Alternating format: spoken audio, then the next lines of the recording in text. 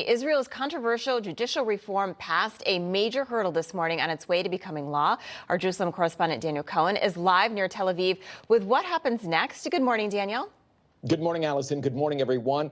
The text was adopted just before 3 a.m. local time in a party line vote, the right in favor and the left against. Conservative lawmakers believe change is necessary to reset the balance between elected officials and Israel's all-powerful Supreme Court.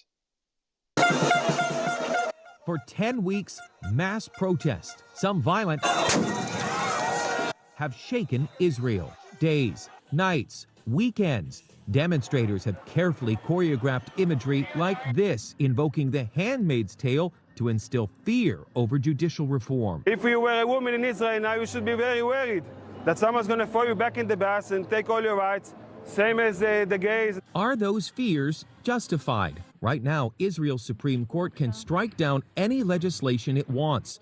Prime Minister Netanyahu has proposed giving the parliament the ability to overturn court rulings with a simple majority. In Israel, the Supreme Court has, in recent years, declared that it has absolute and total authority over every issue of political life. Professor Eugene Kantorovich is a constitutional scholar with the Kohelet Policy Forum, Israel's largest think tank. He supports the overhaul, saying it strengthens Israeli democracy by shifting power to the democratically elected Knesset.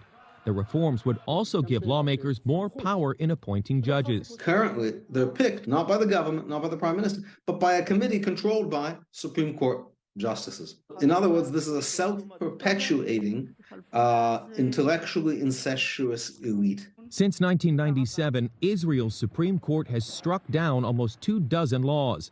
Kantorovich says with no override mechanism, the Supreme Court can negate the will of voters who chose a conservative-leaning government in November to advance legislation. This reform is necessary to introduce basic democratic checks and balances and restore Israeli democracy.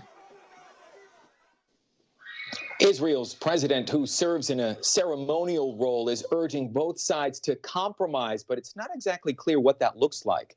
Meantime, Prime Minister Netanyahu is pushing forward. The reform bill has to pass a second and third reading in the Knesset before it can become law. Allison, all right, back to you. Daniel Cohen, thank you so much. Sure.